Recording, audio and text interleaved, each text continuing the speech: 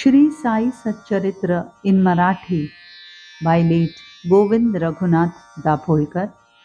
Translation in English by late Zareen. Adhyay 22, OV 188.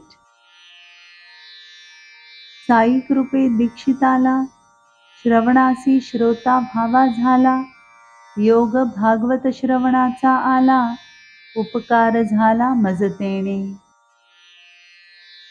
By Sai's grace, Dikshit needed a listener, and I got the opportunity to listen to the Bhagavad and was thus obliged. जाऊ लागलो दिवस रात्र, ऐकावया त्या कथा पवित्र.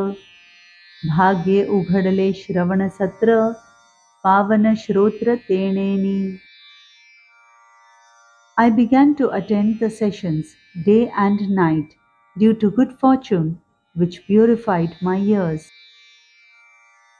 असो ऐसी एक रात्र, कथा चालता परम पवित्र.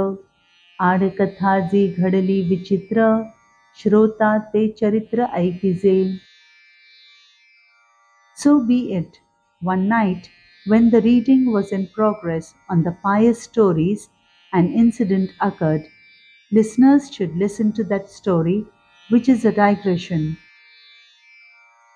काय करू एक वानिता, मध्येच दुसरे स्फुरे चित्ता.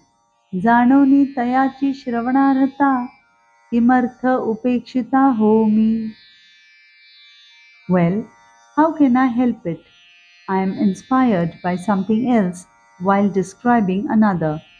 But why should I ignore something which I know to be interesting? चालली सुरस रामायणी कथा, पटली मातेची खूण हनुमंता. तरी कसू जाई स्वामीची समर्थता, अंती अनर्थता भोगिली. An interesting story from the Ramayana was being narrated about Hanuman, who, on his mother's instructions, tried to test his master's powers and ended by experiencing terrible miseries. लागता रामबाण पिच्छाचा वारा, हनुमंत अंबरी फिरे गरगरा. प्राण कासावीस घाबरा, पिता ते अवसरा पावला. When Hanuman was caught in the cyclonic winds, which were caused by the feathers of Ram's arrows, and went round and round in the sky, he was scared to death. At that time, his father, Vayu, came to his rescue. ऐकोनी तयाचे हितवचन, Hanumant रामासी आला शरण. होत असता या भागाचे श्रवण, घडले विलक्षण ते ऐका. Listening to his father's advice, Hanuman surrendered to Ram. While this part was being narrated, something amazing took place. Listen to it. चित्त कथा श्रवणी संलग्न, श्रवणानंदी सकळ मग्न. तो एक वृश्चिक मूर्त विघ्न, कैसे की उत्पन्न जाहले. Our mind was engrossed in the story.